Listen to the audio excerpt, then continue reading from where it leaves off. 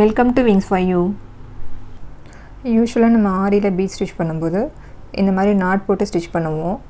இன்றைக்கி வீடியோவில் இந்த மாதிரி நாட் போடாமல் எப்படி பீடை சப்போர்ட் பண்ணுறது அப்படின்னு பார்க்கலாம். நீடில் இந்த மாதிரி பீடு எடுத்துகிட்டு ஒரு பஞ்ச் பண்ணி த்ரெட்டை வெளியில் எடுத்து பீடை உள்ளே விட்டுடலாம். உள்ளே இன்சர்ட் பண்ணதுக்கப்புறமா இப்போ காமிக்கிற மாதிரி பீடை சுற்றி த்ரெட்டை வைக்கணும். அதாவது நம்ம இந்த த்ரெட் இந்த மாதிரி போய் அந்த பீடில் மாட்டிச்சு அப்படின்னாக்கா பீடு ஃபுல்லாக வந்து அடியில் போய் சப்போர்ட் ஆயிரும். நம்ம இதுக்கு தனியாக நாட் போடணுன்னு அவசியம் இல்லை. இப்போ கீழே இருக்கிற த்ரெட்டை அப்படியே கீழே இழுக்கணும். இன்னொரு தடவை சொல்கிறேன். இந்த மாதிரி பஞ்ச் பண்ணி த்ரெட்டை வெளியில் எடுத்துகிட்டு பீடை இன்சர்ட் பண்ணிவிட்டு அந்த லூப் மாதிரி இருக்கு இல்லையா த்ரெட்டில், அந்த லூப்பை கொஞ்சம் பெருசாக்கி பீடை சுற்றி இந்த மாதிரி வச்சிடணும்.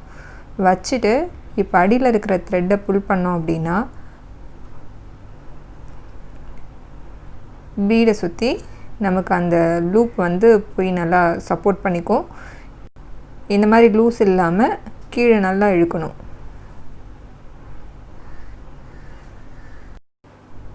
நம்ம கண்டினியூஸ் பீட் ஒர்க் பண்ணும்போது நமக்கு இந்த நாட் தேவைப்படாது.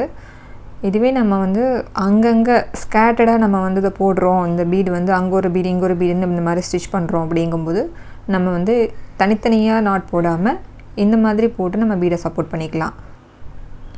அடுத்து நம்ம லாஸ்ட் வீடியோவில் சீக்வென்ஸ் ஒர்க் பார்த்தோம் இல்லையா, அதில் தேர்ட் ஸ்டிச் புரியலைன்னு ஒரு சிஸ்டர் கேட்டிருந்தாங்க. அவங்களுக்கு நான் செப்பரேட்டாக ஒரு வீடியோ போடுறேன் அப்படின்னு சொல்லியிருந்தேன்.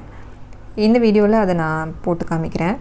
இதே பீட் ஒர்க் தான், கீழே ஒரு சம்கி மட்டும் எக்ஸ்ட்ரா ஆட் பண்ணியிருக்கிறோம்.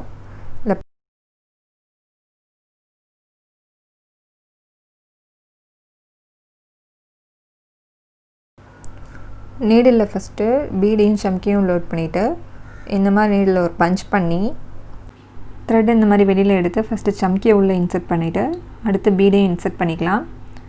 இன்சர்ட் பண்ணிவிட்டு நம்ம இதுக்கு முன்னாடி பண்ண பீடில் எப்படி லூப்பை உள்ளே விட்டோமோ அதே மாதிரி இதுலேயும் இந்த லூப்பை அந்த பீடை சுற்றி உள்ளே விடணும். இதுக்கு முன்னாடி நம்ம பண்ண பீட் கொஞ்சம் பெரிய சைஸ் பீடுன்றதுனால நமக்கு அவ்வளோ கஷ்டமாக தெரியாது. இது ரொம்ப குட்டி சைஸ் அப்படின்றதுனால கொஞ்சம் கஷ்டமாக இருக்கும். இந்த மாதிரி லூப் எடுத்து பீடை சுற்றி விட்டுட்டு மேலே இருக்கிற அந்த பீடை கொஞ்சம் டைட்டாக பிடிச்சிக்கணும். அந்த பீடை டைட்டாக பிடிச்சிட்டு அந்த லூப்பை பீடுக்கு கீழே விடணும். பீடு கீழே விட்டுட்டு இப்போ அடியில் நம்ம கிளாத்துக்கு அடியில் இருக்கிற அந்த த்ரெட் இருக்குல்ல, அந்த த்ரெட் அப்படி கீழே புல் பண்ணோம் அப்படின்னா இந்த பீடு நல்லா போய் அந்த சம்கியில் சப்போர்ட் ஆகிடும். இப்போது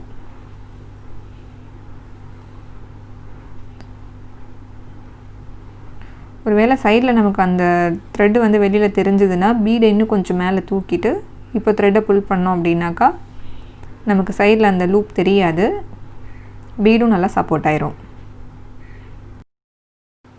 இந்த மாதிரி பீடு ஒர்க்கில் எல்லா பீடும் போட்டு முடிச்சு லாஸ்ட் பீடில் கண்டிப்பாக எண்ணாட் போடணும்.